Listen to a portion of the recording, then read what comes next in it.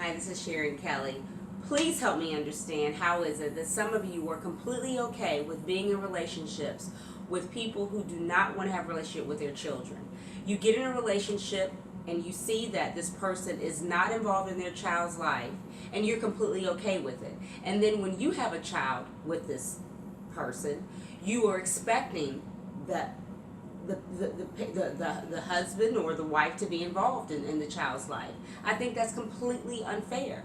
You're okay with the man or the woman having a relationship with the child that you two conceived together, or your own children that they didn't conceive together, but you're not okay, or that you didn't conceive together, but you're not okay with him having a relationship or her having a relationship with the children that were had outside of you. That is totally wrong. It's unfair to the child who has to look back and see that you and their parent are raising a child together, or raising you and their children together, but you're not involved in their life. That is totally wrong. It's wrong on so many levels. It causes so many issues. It's going to cause resentment for the children.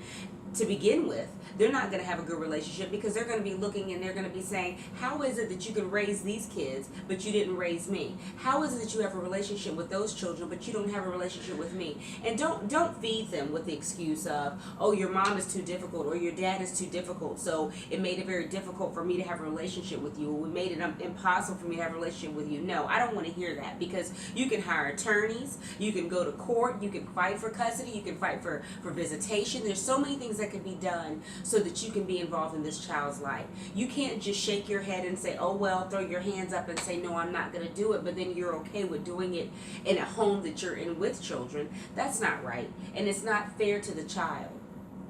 Both parties should be accepting of all children. The ex should be accepting of the children. The wife, the husband, everybody should be accepting of all the children, and everybody should work together so that it's a peaceful situation. You signed up to be in a relationship with a man or a woman with children. So if you signed up for it, then you should also be signing up for the responsibility of saying, you know what, I'm going to encourage the relationship. If there's an issue here, then I'm going to encourage counseling. I'm going to encourage sitting down and talking about it. I'm going to encourage mediation. I'm going to encourage hiring an attorney, whatever I need to do to make sure that none of the children feel like they're left out, or none of the children feel like that one is being treated better than the other, or one is cared for more than the other.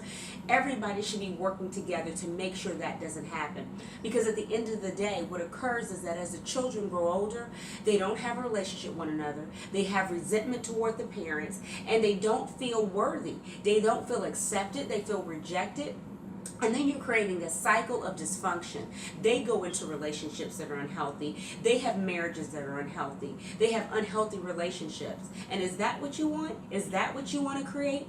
If your answer is no, then you need to do something different. You need to encourage healthy relationships. You need to try to sit down and talk about the issues and try to find out what they are and resolve them. You need to try to cultivate healthy relationships within your home so that your children have healthy relationships. You need to encourage that everyone is treated fairly. Sit down and have conversations with one another and make sure that that happens. To me, that is what makes a healthy family. That's what helps make a healthy blended family. Everyone should be treated fairly. No one should be left out. And no man or woman should be okay with taking care of some children and not all. Thank you for taking the time to listen to me today. Please like, subscribe, and share the video.